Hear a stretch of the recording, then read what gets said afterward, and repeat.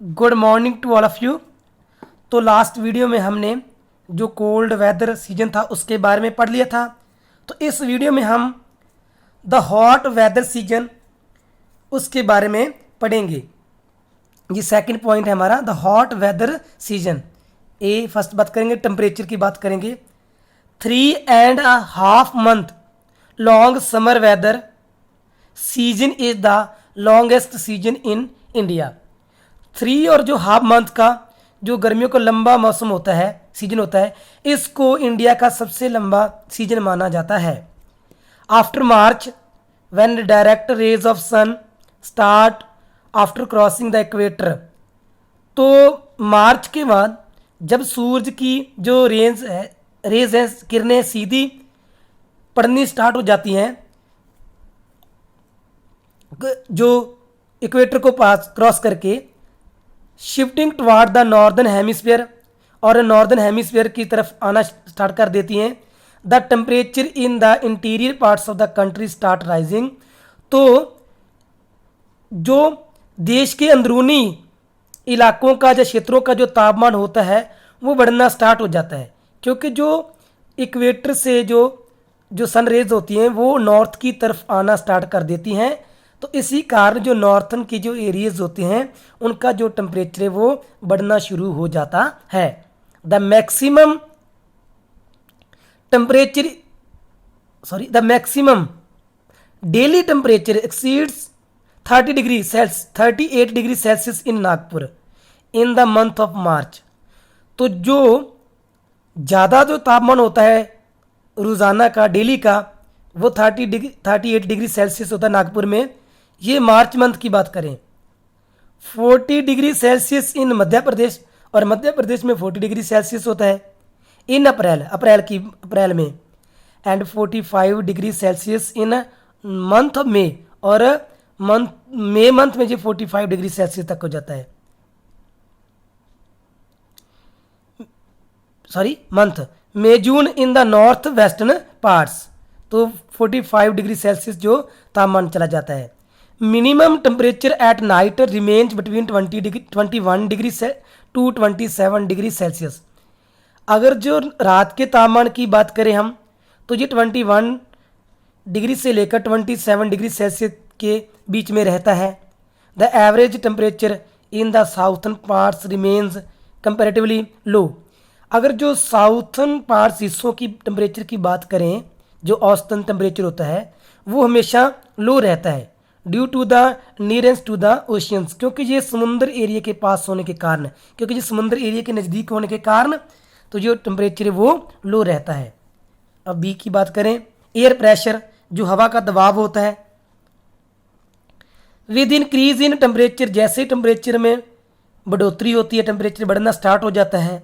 Areas of low pressure start shifting, जो कम दबाव के क्षेत्र होते हैं वो shifting toward the northern parts, वो नॉर्दर्न पार्ट्स की तरफ बढ़ना स्टार्ट कर देते हैं।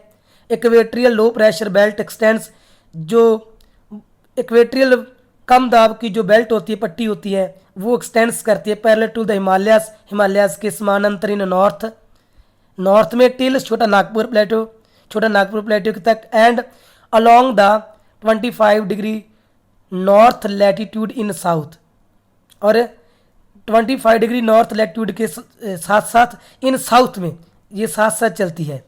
This is also known as the inter tropical convergence zone, और इसको जो इंटर ट्रॉपिकल कन्वर्जेंस जोन कहा जाता है। And it attracts the monsoon winds from south to north, और यही जो मॉनसून हवाएं होती हैं उनको साउथ से नॉर्थ की तरफ लेकर आता है, तो जिसके कारण जो रेन होती है इसी को इसका रीजन माना जाता है।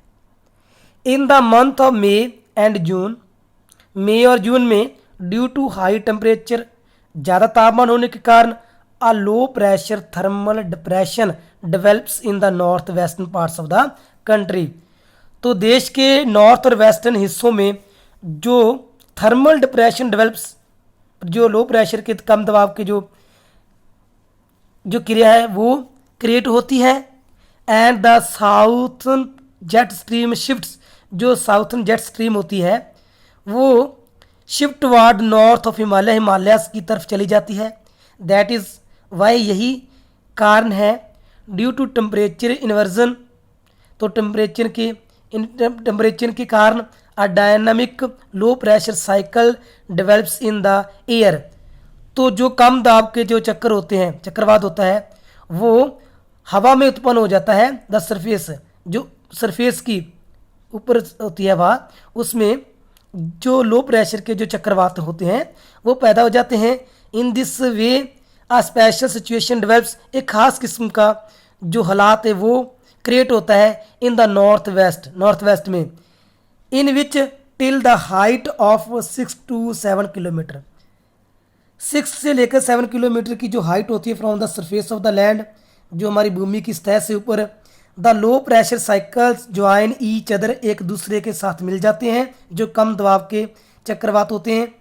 And attract the monsoon winds fastly, और जो मानसून विंड्स होती हैं उनको बड़ी तेज़ी से अपनी तरफ खींचते हैं, टुवार्ड देमसेल्व्स, अपनी ओर खींच लेते हैं। Sea winds due to establishment of vast areas of low pressure in the country, तो देश के ज़्यादा एरिया में कम दाब के जो एरिया वो पैदा होने के कारण the local winds start blowing at different places, तो जो लोकल विंड्स होती हैं, स्थानिक हवाएं होती हैं, वो अलग अलग जगह से चलना स्टार्ट कर देती हैं।